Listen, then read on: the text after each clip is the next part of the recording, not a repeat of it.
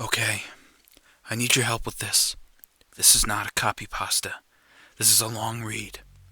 But I feel like my safety or well-being could very well depend on this. This is video game related, specifically Majora's Mask, and this is the creepiest shit that has ever happened to me in my entire life.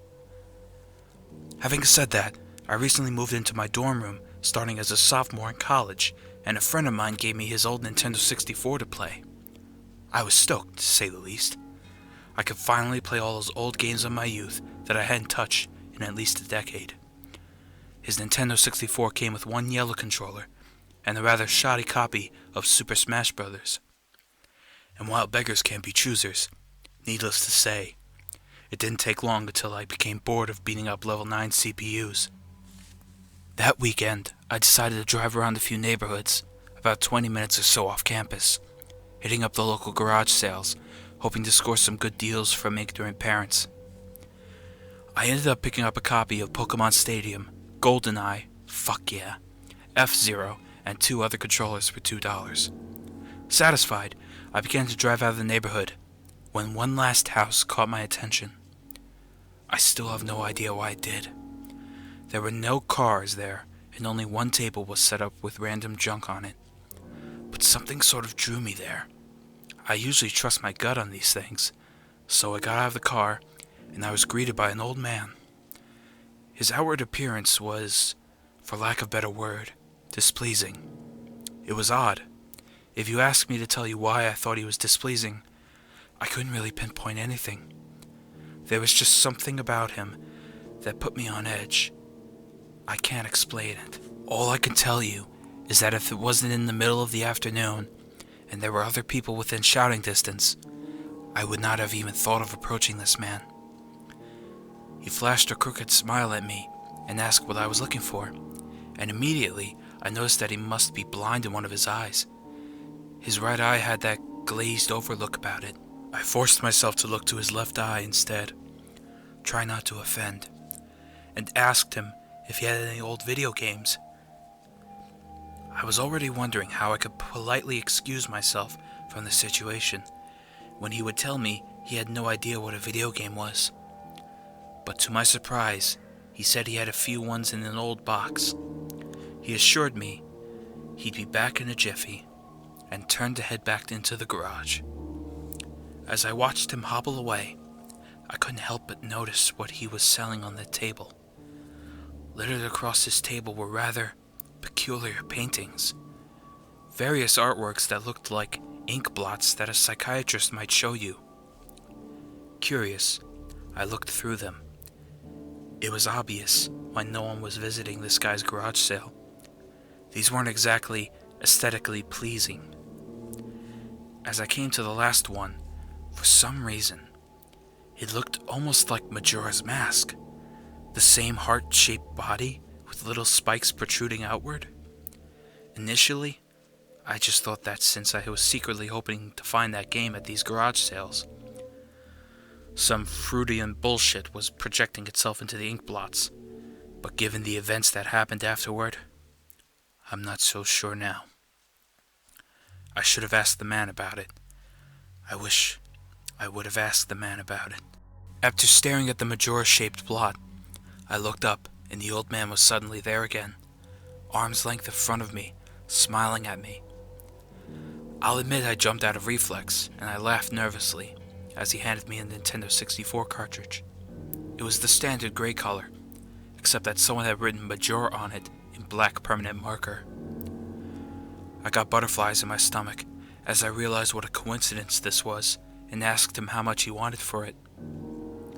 The old man smiled at me and told me that I could have it for free, that it used to belong to a kid who was about my age that didn't live here anymore. There was something weird about how the man phrased that, but I didn't really pay any attention to it then. I was too caught up in not only finding this game, but getting it for free. I reminded myself to be a bit skeptical, since this looked like a pretty shady cartridge, and there's no guarantee it would work. But then the optimist inside me interjected that maybe it was some kind of beta version, or pirated version of the game, and that was all I needed to be back on Cloud 9. I thanked the man, and the man smiled at me and wished me well, saying, "Goodbye then." At least, that's what it sounded like to me. All the way in the car ride home, I had a nagging doubt that the man had said something else. My fears were confirmed when I booted up the game. To my surprise, it worked just fine, and there was only one save file named simply Ben. Goodbye, Ben. He was saying goodbye, Ben. I felt bad for the man. Obviously a grandparent and obviously going senile. And I, for some reason or another, reminded him of his grandson, Ben. Out of curiosity, I looked at the save file, eyeballing it. I could tell that he was pretty far in the game. He had almost all the masks and 3 out of 4 remains of the bosses. I noticed that he had used an owl statue to save his game. He was on day 3 and by the Stone Tower Temple with hardly an hour left before the moon would crash. I remember thinking that it was a shame that he had come so close to beating the game, but he never finished it. I made a new file named Link out of tradition and started the game, ready to relive my childhood. For such a shady-looking game cartridge, I was impressed at how smoothly it ran. Literally just like a retail copy of the game, save for a few minor hiccups here and there, like textures being where they shouldn't be, random flashes of cutscenes at odd intervals, but nothing too bad. However, the only thing that was a little unnerving was that at times the NPCs would call me Link, and at other times they would call me Ben. I figured it was just a bug, a fluke in the programming causing our files to get mixed up or something. It did kind of creep me out though after a while, and it was around after that I had beaten the Woodfall Temple that I regrettably went into the save files and deleted Ben. I had intended to preserve the file just out of respect of the game's original owner. It's not like I needed the 2 files anyway. Hoping that that would solve the problem.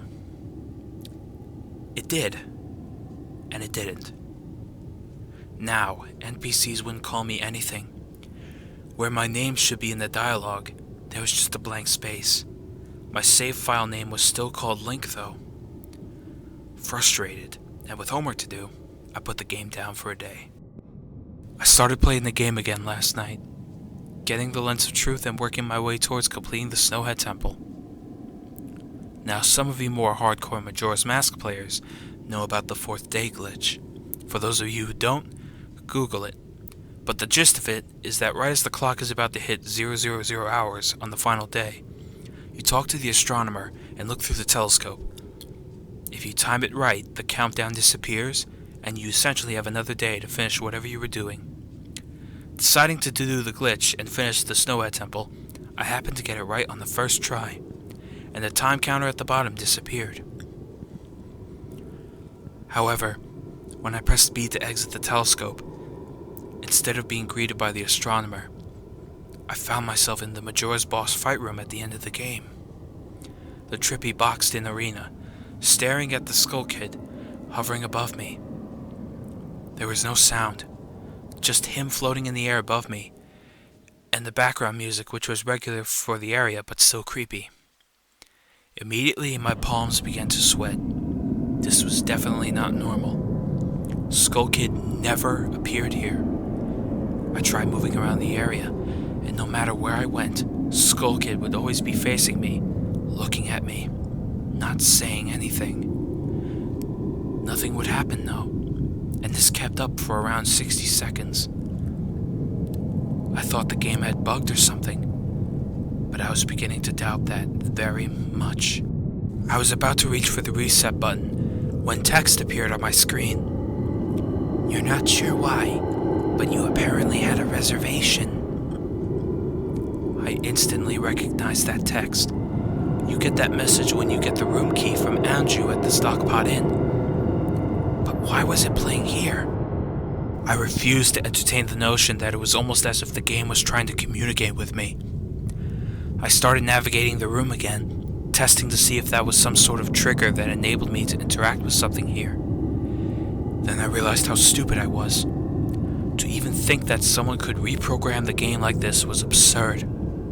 Sure enough, 15 seconds later, another message appeared on the screen. And again, like the first one, it was already a pre-existing phrase. Go to the lair of the temple's boss? Yes or no? I paused for a second, contemplating what I should press and how the game would react. When I realized that I couldn't select no, taking a deep breath, I pressed yes, and the screen faded to white, with the words "Dawn of a New Day," with the subtext of lines beneath it. Where I was ported to filled me with the most intense sense of dread and impending fear I had ever experienced. The only way I could describe the way I felt here is having this feeling of inexplicable depression on a profound scale.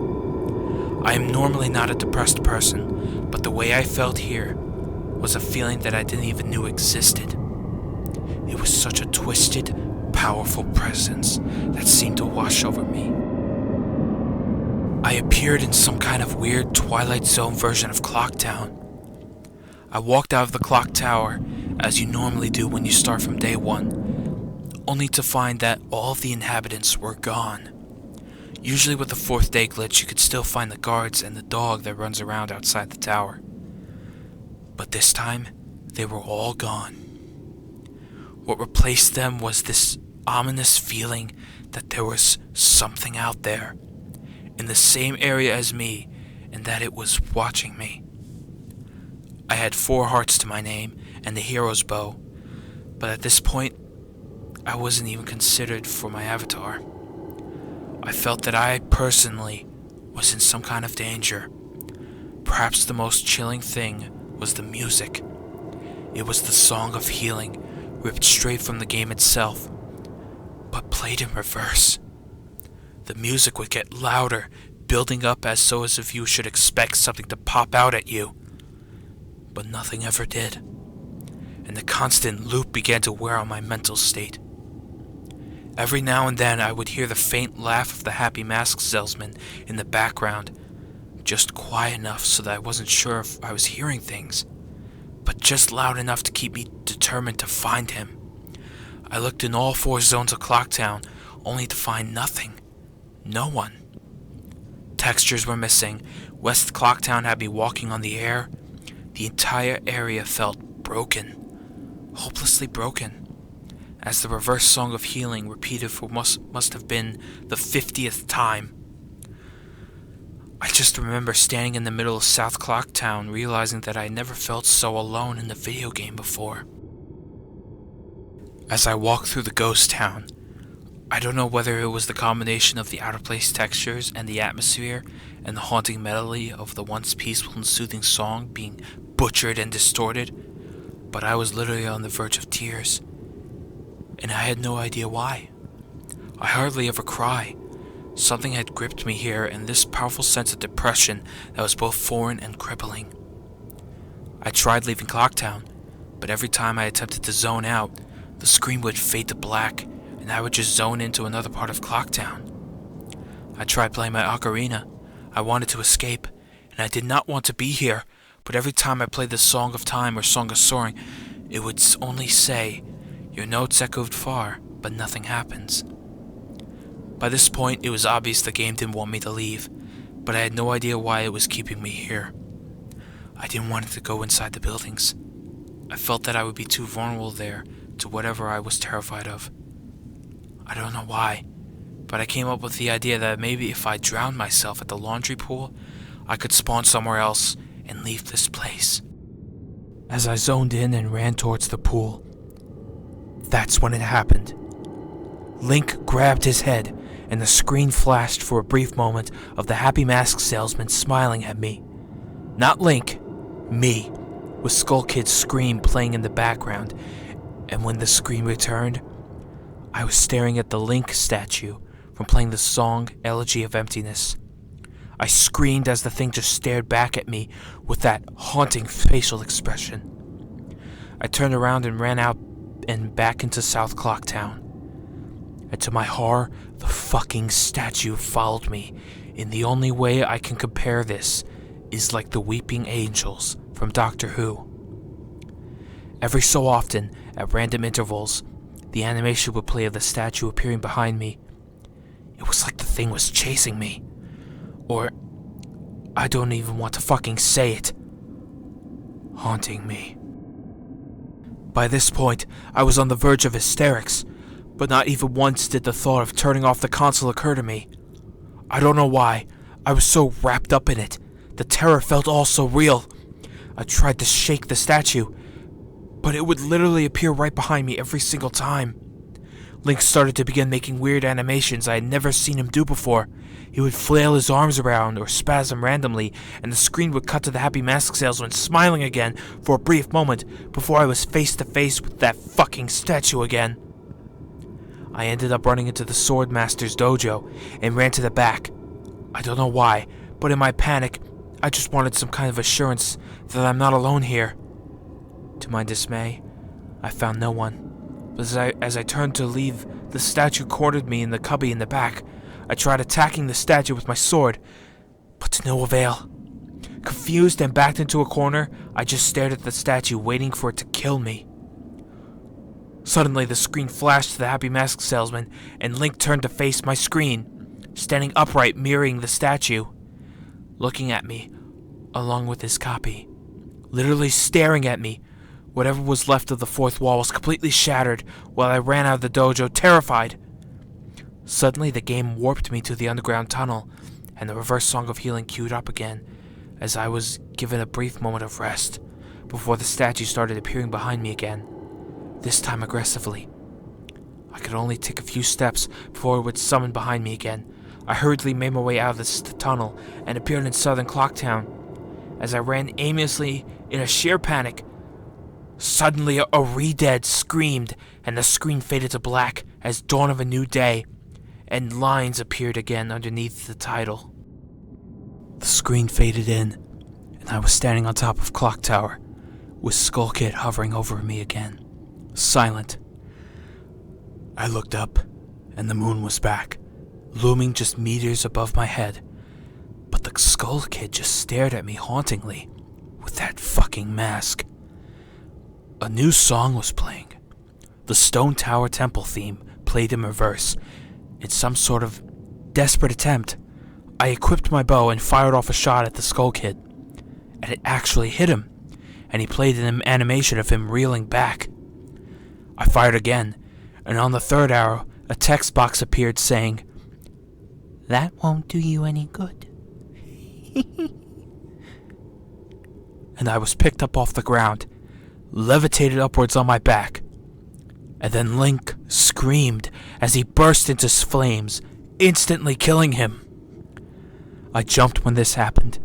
I had never seen this move used on anyone in the game, and Skull Kid himself didn't have any moves. As the death scream played, my lifeless body still burning, the Skull Kid laughed, and the screen faded to black, only to have me reappear in the same place. I decided to charge him, but the same thing happened. Link's body was lifted off the ground by some unknown force, and he immediately burst into flames again, killing him. This time during the death screen, the faint sounds of the reverse song of healing could be heard. On my third and final try, I noticed that there was no music playing this time, that all there was an eerie silence. I remembered that in the original encounter with the Skull Kid, he was supposed to use the ocarina to either travel back in time or summon the giants. I attempted to play the Song of Time, but before I could hit the last note, Link's body once again horrifically exploded into flames, and he died. As the death screen neared its end, it began to chug, as if the cartridge was trying to process a lot of something. When the screen came to, it was the same scene as the first 3 times, except this time, Link was lying on the ground dead in a position I had never seen in the game before. His head tilted towards the camera, with the Skull Kid floating above him. I couldn't move. I couldn't press any buttons. All I could do was just stare at Link's dead body. After around 30 seconds of this, the game simply fades out with the message, You've met with a terrible fate, haven't you, before kicking you out to the title screen. Upon getting back to the title screen and starting again, I noticed my save file was no longer there. Instead of Link, it was replaced with Your Turn. Your Turn had 3 hearts, 0 masks, and no items. I selected Your Turn, and immediately when I did, I was returned to the clock tower rooftop scene of my Link dead and Skull Kid hovering over. With the Skull Kids laughing, looping again and again, I quickly hit the reset button, and when the game booted up again, there was one more save file added below. Your Turn, entitled Ben. Ben's save file is right back where it was before I deleted it, at the Stone Tower Temple with the moon almost crashing. I turned the game off at that point. I'm not superstitious, but this is way too fucked up, even for me. I haven't played it at all today. Hell, I didn't even get any sleep last night. I kept hearing the reverse song of healing music in my head and just remembering the sense of dread I felt exploring Clocktown. I drove back to the old man's house today to ask him some questions with a buddy of mine. No way I was going there alone.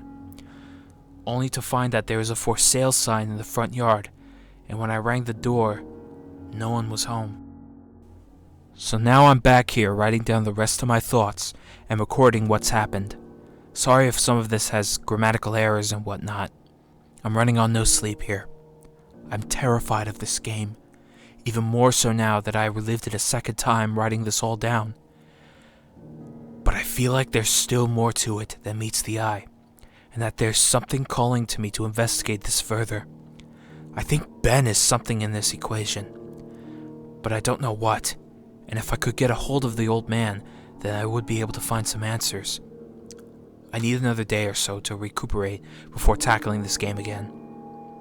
It's already taken a toll on my sanity, I feel like. But next time I do this, I'm going to be recording my footage all the way through. The idea to record only came to me towards the end. So you see the last few minutes of what I saw, including Skull Kid and the LG statue. But it's on YouTube here. I'm going to stay in this thread for a little while longer before I fall asleep to answer any questions you guys might have, or hopefully listen to your ideas or theories to help me shed some light on this. Or maybe things I should try to do. I think I'm going to play Ben's file tomorrow to see what happens. Maybe I was supposed to do that all along. I don't believe in paranormal shit, but this is a little fucked up. But maybe this Ben guy is just a really good hacker or programmer. I don't want to think about the alternatives if he isn't. That's the end of the copy-paste. I'm hoping that maybe this is some kind of running gag the developers had, and that other people have gotten gag or hacked copies of the game like this. This just really scares me.